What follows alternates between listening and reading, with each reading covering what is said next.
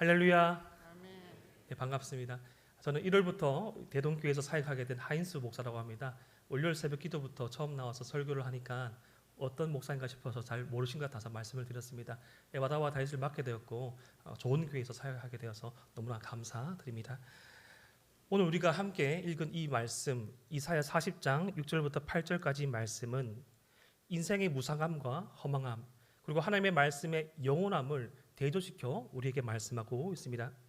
우리 주변을 보면 늘 있을 것만 같은 그런 분들이 어느새 우리의 눈앞에서 사라지고 영원할 것만 같았던 그러한 가치들이 무너진 것을 바라보게 됩니다. 오늘 우리가 읽은 말씀은 인간의 연약하고 순간적이며 일시적인 모습을 보여주며 동시에 하나님의 말씀의 영원함과 변함없음을 보여줍니다.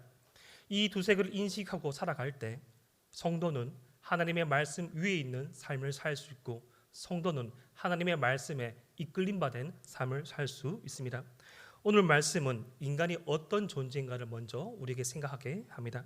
이사야 40장 6절 말씀 말하는 자의 소리여 이르되 외치라 대답하되 내가 무엇이라 외치리까 하니 이르되 모든 육체는 풀이요 그의 모든 아름다움은 들의 꽃과 같으니 라고 말합니다. 모든 사람이 풀과 같다고 합니다. 사람의 모든 아름다움이 들의 꽃과 같다고 합니다.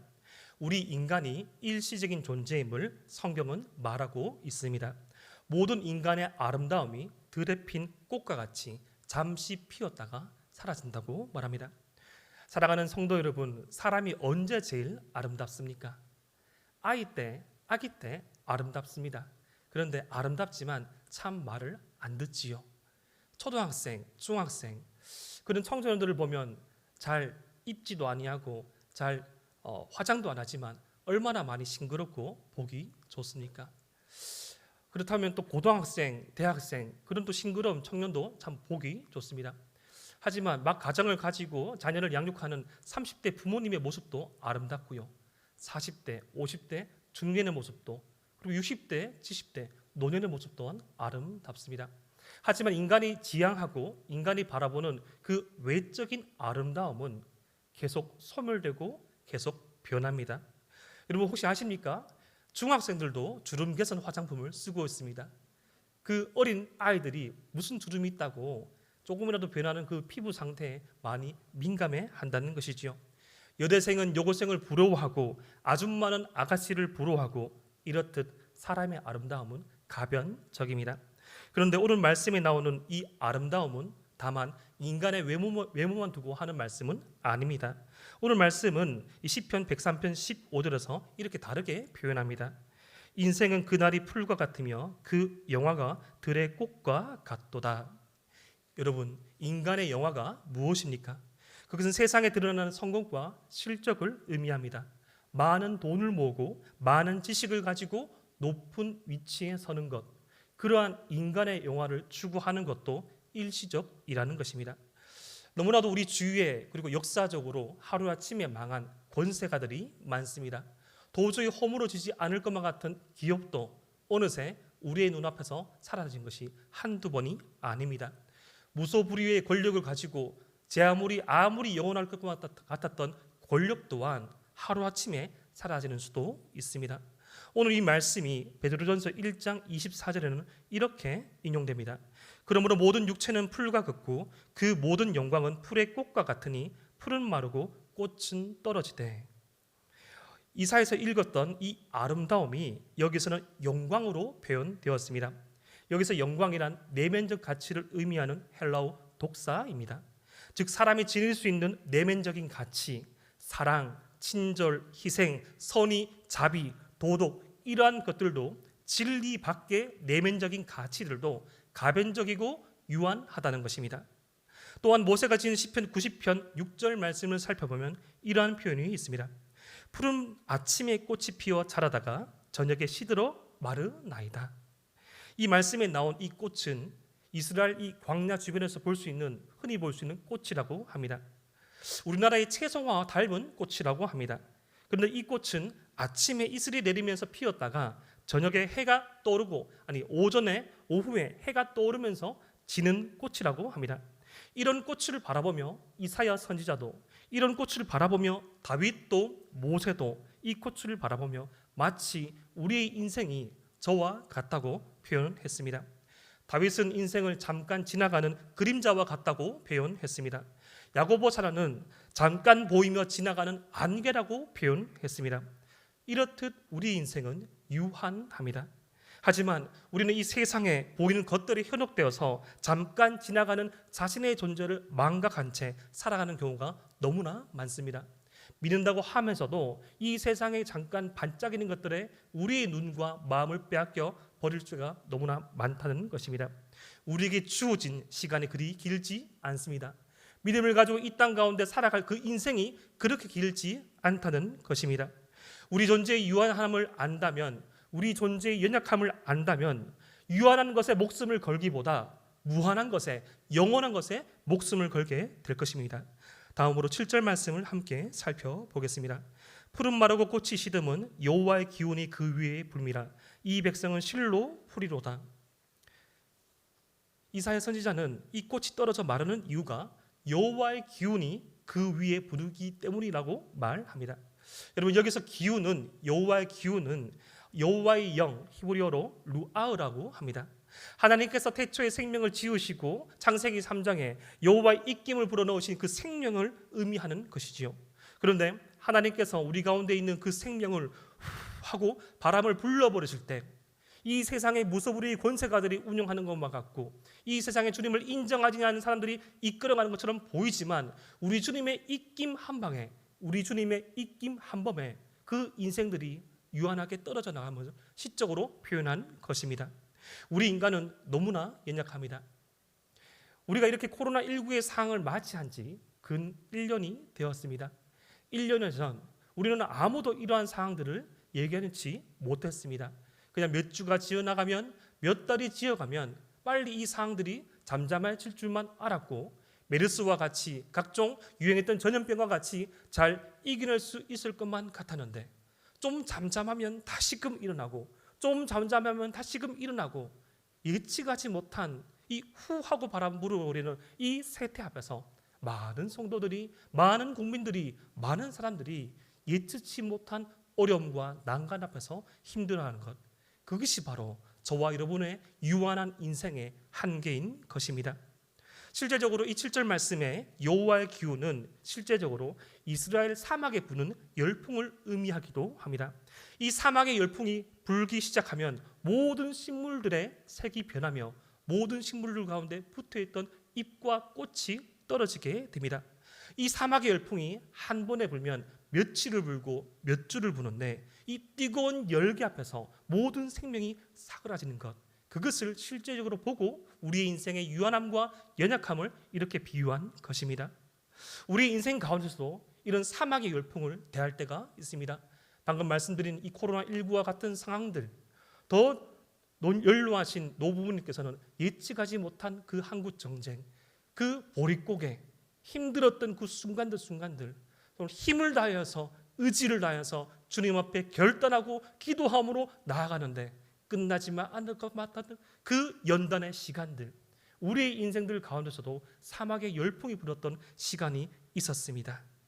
여러분, 이렇듯 연약하고 이 연약한 인생 가운데 많은 아픔과 많은 슬픔이 깃든 그 인생은 모세가 이렇게 표현했습니다. 시편 90편 10절 말씀입니다. 우리의 연수가 70이요 강건하면 80이라도 그 연수의 자랑은 수고와 슬픔뿐이요 신속히 가니 우리가 날아가나이다. 우리 인생을 둘러보니, 살펴보니 날아가는 살과 같이 재빨리 지나가는데 우리 힘으로 살아보려고 아둥바둥되는 그 인생들은 수고와 슬픔밖에 없더라고 이스라엘의 지도자 모세가 회고한 것입니다. 여기서 말하는 이 수고와 슬픔은 수고한 것을 잃어버렸을 때 슬픔을 의미합니다. 최선을 다해서 일군 사업이 하루아침에 무너지는 슬픔, 정성을 들여 양육한 자녀가 건강이 위독해졌을 때, 이제 좀 먹고 살만하고 이제 좀 허리 좀 펴고 살만한다고 생각했는데 봉양하려고 했던 부모님이 하루아침에 연로해 주시고 아파지셨을 때, 이러한 우리의 가슴을 다 찢어놓은 것과 같은 이러한 수고, 이러한 슬픔을 의미합니다. 사실 이 시의 저자인 모세가 이러한 슬픔의 극점을 체험하였지요. 모세는 40년 동안 이집트의 왕자로 살아왔습니다. 40년 동안 노예로 살았던 동족의 아픔을 살펴보면서 자신의 뜻과 힘과 의지로 하나님께서 명령하신 목적을 이루려고 하였으나 동족조차 그의 마음을 알아주지 못하였고 40년 동안 목동으로서 일개 목동으로서 세월을 살았습니다. 그 모든 것들이 사라지는 경험을 한 모세의 그 슬픔과 그 어려움이 이 한 구절에 담겨져 있는 것이지요.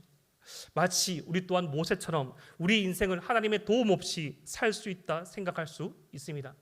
모든 것들이 내 손아귀에 있고 모든 것들이 나의 계획대로 흘러가는 것처럼 보이고 실제적으로 그렇게 흘러가고 사업이 잘 되고 자녀가 잘 되고 건강해지고 더욱더 내 관계의 중심 가운데 모든 인기가 나에게 쏠릴 때가 있습니다. 하지만 그 수고한 것들을 하나님을 잊어버린 채 살아갈 때 한순간 잃어버리는 순간이 올 수 있다고 모세는 말하고 있습니다. 결국 우리 인간은 인생의 종착역에 이르렀을 때 우리가 수고한 모든 것들을 다 내려놓아야 합니다. 이것을 깨달은 우리는 단순히 인생의 허무함이나 연약함만을 보진 않습니다. 인생의 유한함을 깨달은 사람은 인생의 지혜가 생깁니다. 우리에게 기회가 있을 때, 우리에게 아직 건강이 있을 때, 우리에게 아직 주님의 몸된 교회를 섬길 수 있을 때 더욱더 사랑하며 섬기며 아끼며 세워져 나가는 것이 이 유한한 인생 가운데 참된 지혜를 발견한 인생인 것입니다. 그러한 삶 사실은 여러분 되시기를 주님으로 축복합니다. 그렇다면 이런 유한한 인생이, 연약한 인생이 의지하고 살아갈 것은 무엇입니까? 이사야서 40장 8절 말씀이 그 질문에 이렇게 답합니다. 우리 이사야서 40장 8절 말씀을 함께 읽어보겠습니다. 시작. 풀은 마르고 꽃은 시드나 우리 하나님의 말씀은 영원히 서리라 하라. 아멘. 7절 말씀과 비슷한 것 같으나 강조점이 약간 다른 것을 우리는 살펴볼 수 있습니다. 우리 인생은 연약합니다. 우리 인생은 유연하여서 마르는 풀과 같고 시드는 꽃과 같습니다. 네, 그러나 여기서 우리는 나에 멈춰 서야 합니다. 풀은 마르고 꽃은 시드나 우리 하나님의 말씀은 영원히 서리라 하라. 우리 인간은 연약합니다. 우리 인간은 무지합니다. 우리 인간은 한계가 있습니다. 하지만 우리 하나님의 말씀은 영원히 서리라고 말씀하십니다. 아멘. 우리 하나님의 말씀이 영원히 선다는 것은 무엇을 의미합니까? 이것은 다만 시간의 연속성이 끝이 나지 않는 것을 의미하는 것이 아닙니다. 히브리어에서 영원하다는 것은 불변하다는 것과 일치합니다. 영원하다는 것은 변하지 않다는 것과 일치합니다. 변하는 것은 영원하지 않습니다. 세상은 다 변합니다. 세상의 모든 관계들은 변질될 수 있습니다. 하지만 하나님의 말씀만큼은 변하지 아니하며 하나님의 말씀만큼은 우리를 붙잡고 하나님의 말씀은 영원히 우리와 함께 하실 것입니다. 하나님의 말씀은 시간을 초월하여서 모든 세대 가운데 다 적용됩니다. 창세기 아담에게 주신 말씀, 그 아담의 후손에게 주신 말씀, 너는 흙이니 흙으로 돌아가라. 이 명령 앞에 흙으로 돌아가지 않은 인생이 아무도 없습니다. 그 옛날 진시 황제가 불로초를 찾으러 그 세계 방방곳을 다녔지만 무소불위의 권력을 휘두르는 그 권력자들이 몸에 좋은 것, 건강한 것, 자신의 안위와 건강을 지키려고 하였지만 너는 흙이니 흙으로 돌아가라는 하나님의 말씀 앞에 그 어떤 인간도 불순종할 수 없다는 것입니다. 하지만 이 말씀을 통해 주시는 하나님의 사랑도 불변합니다. 여러분, 사람의 사랑은 변합니다. 사람의 사랑은 변할 수 있습니다. 어제까지 불가치한 사랑이지만, 어제까지 님이었지만 하루아침에 남이 될 수 있습니다. 하지만 하나님의 사랑은, 하나님의 우리를 향한 사랑은 영원하신 줄 믿으시기를 바랍니다. 하나님이 세상을 이처럼 사랑하사 독생자를 주셨으니 이는 그를 믿는 자마다 멸망하지 않고 영생을 얻게 하려 하심이라. 주 예수를 믿으라. 그리하면 너와 내 집이 구원을 받으리라. 아멘. 우리를 향한 그 축복의 말씀, 우리를 향한 그 사랑의 말씀은 변하지 않다는 것입니다. 그 사랑을 믿는 자들을 향한 구원의 약속은 절대로 변하지 않습니다. 사람의 약속은 우리를 낙심케 하는 경우가 많습니다. 사람의 연약함을 우리는 무너뜨리게 하는 경우가 너무나 많습니다. 하지만 하나님의 사랑은 변하지 아니하며 하나님의 우리를 향한 붙드심 또한 변하지 않습니다. 그 사랑을 기록한 말씀 위에 우리 인생이 굳건히 서 있을 때 우리 인생은 참으로 영원한 행복을 누리게 될 것입니다. 우리 인생은 무엇 위에 서 있습니까? 여러분들의 인생은 무엇을 붙잡고 있습니까? 혹시 변하는 것에 우리의 눈이 현혹되어서 저 세상의 반짝인 것들에 우리의 마음이 빼앗겨져 있지는 않습니까? 그렇다면 유한한 인생, 제한적인 삶의 축복을 누리게 될 것입니다. 반대로 영원한 것에 변하지 않은 말씀 위에 선 인생, 변하지 않은 하나님의 약속을 붙잡은 인생은 세상의 가치와 비교할 수 없는 영원한 그 축복과 복을 누리게 될 것입니다. 영원하고 불변한 하나님의 말씀을 붙잡는 인생이 되기를 바랍니다. 영원하고 불변하신 하나님의 말씀을 기록한 그 성경 말씀, 그 말씀 위에 바로 서 있는 인생 되기를 원합니다. 하나님의 말씀을 더욱더 가까이 하기를 힘쓰는 2021년이 되기를 원합니다. 그 말씀 한마디라도 하루아침에 붙잡고 하루에 한 말씀이라도 붙잡고 살아가는 저와 여러분 되기를 주님의 이름으로 축복합니다. 사람이 좋은 사람을 만나면 역사가 시작되지요. 벌써 20년의 세월이 다 되어가는 2002년 월드컵을 기억하십니까? 저는 아직도 그 대학생 때 버머 로타리, 그때는 대학생이 아니었고 군복무 중이었는데 군대에 휴가를 나왔다가 깜짝 놀랐습니다. 그 2002년 월드컵 그 열파 때문에 범어내거리가 온통 그 붉은 그 응원단으로, 그때 지금은 은퇴하였지만 이 박지성이라는 선수가 히딩크라는 그 세계적인 명장을 만나서 세계적인 선수로 거듭나게 됩니다. 지금 이 EPL 프리미어리그에서 활약을 하고 있는 손흥민이라는 선수도 자신의 아버지와 그 전에 있던 이 포체티노라는 감독을 잘 만나서 세계적인 스타가 되었지요. 대부분의 세계적인 연주가 또한 그 연주가 뒤에 그에게 사사한 그 은사가 있습니다. 사람이 좋은 사람을 만나면 역사가 시작됩니다. 하지만 사람이 영원하신 하나님의 말씀, 영원하신 하나님을 만나면 기적이 시작됩니다. 소망 없고 낭망되며 아무런 희망도 없을 것만 같았던 그 예수님의 12 제자들이 이제는 사람을 낚는 어부가 되리라 하신 그 말씀을 붙잡고 배와 고기와 부모님을 버리고 주님을 쫓았을 때 교회를 세우며 주님의 몸된 교회에 동참하게 되는 기적을 맛보게 되었습니다. 성경은 그러한 이야기로 넘쳐납니다. 우상을 섬겼고 100년 넘게 허망한 세월을 살았던 믿음의 조상 아브라함 또한 하나님의 말씀에 순종하여 그 본토 친척 아버지 집을 떠났을 때 하나님의 말씀에 붙들림받은 인생이 되었을 때 비로소 믿음의 조상이 되었습니다. 그의 후손 야곱은 어떠합니까? 간사한 사람, 태어날 때부터 형의 발꿈치를 잡고 태어났고 주님께서 주시겠다는 그 약속을 믿지 아니하고 자신의 힘과 자신의 술수로 하나님의 축복을 누리려고 하다가 분이엘에서 주님을 만나고 베델에서 하나님을 만남으로써 그의 인생 가운데 역사하신 그 하나님의 은혜로 말미암아 야곱은 이스라엘의 12지파의 조상이 되었습니다. 다윗은 어떠합니까?